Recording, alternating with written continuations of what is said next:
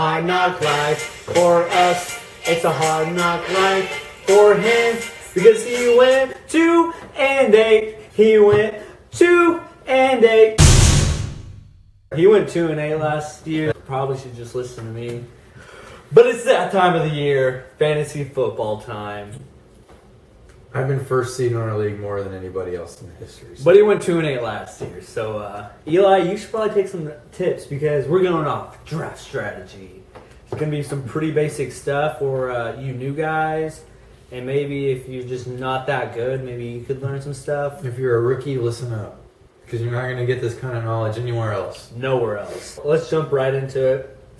Probably the most basic thing everyone should know about is don't take a quarterback in the first round. Now, Don't be that guy. Patrick Mahomes, I would allow in the second round. Maybe.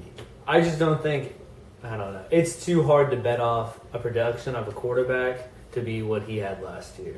That's true. All right. Well, if you're wondering why they score the most points and the coolest position, well, Eli, do you want to tell us why?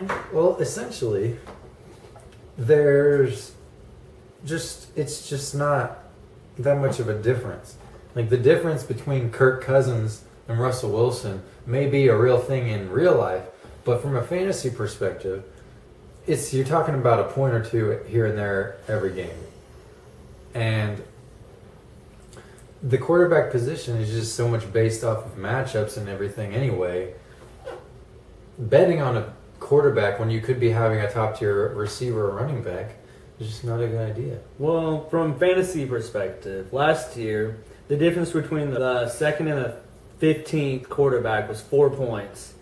And for running back, the first and the 11th running back was 11 points. The drop-off is just a lot bigger within running back and wide receiver. So you'd rather take an early running back, early wide receiver to give yourself a better chance of getting one of those and good it's guys. just not just about average, it's about consistency. Because you can find quarterbacks that are going to score over 20 every week. You can just find pick running them up. backs that are going to score over like 10. You can find them on the waiver wire every single week. You just got to look for the good matchups. So to go into our second point, I would say for the first 4 rounds, draft wide receiver or a running back. Maybe top tight end, maybe Travis Kelce. Travis Kelce or Zach Ertz, I could see once you get to like the end of the third. I would say into the 4th. It depends on the wide receivers and running backs that are there then. And too. tight end is another position where you need to get a good one because Yeah. the drop off between the top tiers and the lower ones is not. It's a lot. It's probably bigger than running back and wide receiver. It's just harder to gauge who's going to be. Now, really good. that being said, even the best tight ends don't score that much, Yeah. but you still want a good one. You don't want to be rolling in with like Jack Doyle or. To go into our next one, I would say don't take too much of a risk, even if the ceiling's super high. There's so many players with high floors and high ceilings. Try not to take a risk in the early rounds and have your first 2 picks bust, and then your whole team's just trash. Don't let somebody else tell you that somebody's going to break out if you're not comfortable with actually picking them. You have to go with your gut if you trust it. Don't read into too many random stats. Go with what you know, and it'll put you in the right direction. Our next thing is after you pick starters and maybe one person on the bench, try to take as much upside as you can. After you got players you can trust, start shooting for the gems in the draft. And that doesn't stop after the year's over. So if a player is starting to suck and you're just holding out for him to be good, just drop him and try someone else. If you have Josh Gordon, don't just sit around and wait for Josh Gordon to be good if it's never going to happen. Like I said, after the year starts, things are going to change all the time. So, for example, pick up James Conner like I did last year when Le'Veon decided he wasn't going to play. And boom, top 10 running back. Yeah, I do think that's probably the hardest part about fantasy football is being able to give up those players or being able to trust in those players that they're going to be able to produce what you think they are. Yeah, know who you're drafting with.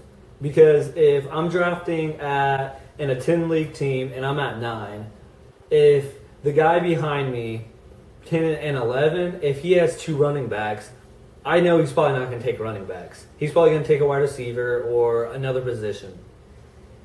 So then, if I want to take a wide receiver at 9 and then wait for the running back that I want to drop, that's probably going to happen, and it's a good idea.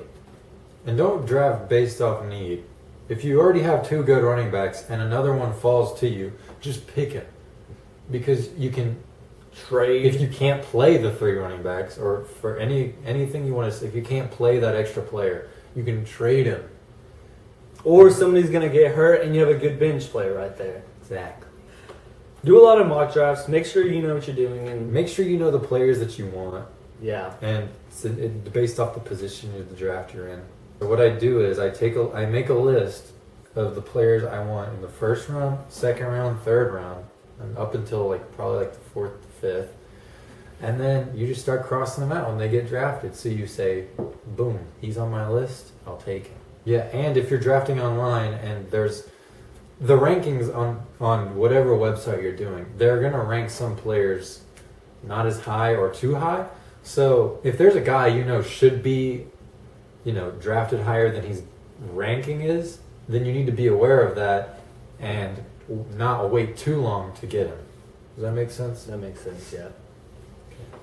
And lastly, don't have a set plan.